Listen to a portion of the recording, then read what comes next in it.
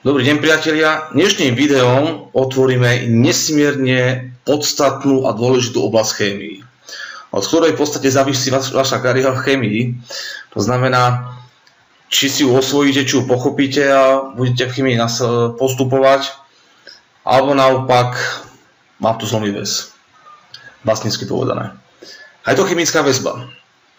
Čo je to chemická väzba? Chemická väzba, veľmi jednoducho, je vlastne silové pôsobenie medzi atómami, ktoré sa nachádzajú v molekule. V podstate existujú dve základné teórie chemickej väzby. Tá prvá, staršia a pomerne jednoduchá, je teória valenčnej väzby, z angličtiny valence bond theory. No a druhá, o dosť komplikovanejšia a v podstate najviac prepracovaná po teoretickej stránke, je to teória molekulových orbitálov alebo Molecular Orbitals Theory. Rozoznávame 4 typy chemickej väzby. A to je kovalentná väzba, ktorá je tvorená spoločným elektronovým párom.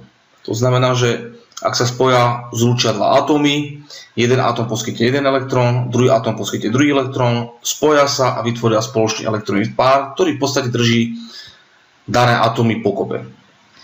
Potom je ionová väzba, ktorá je tvorená iónmi, konkrétne silami, ktoré tieto ióny držia pokope. Je to v podstate elektrostatická sila, ktorá existuje medzi opačnými iónmi, čiže medzi katiónmi a aniónmi. Do istej miery môžeme ionovú väzbu považovať za extrémny prípad kovalentnej väzby, ale o tom až potom neskôr.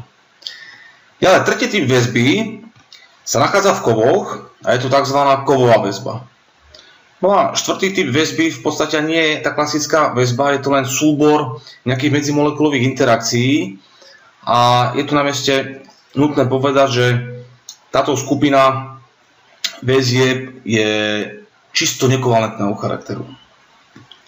To je na dnes všetko, priatelia. V budúci týždeň otvoríme prvú chemickú väzbu a budeme sa venovať oveľa viac detailnejšie, a to je kovalentná väzba. Ďakujem pekne za pozornosť a dovidenia.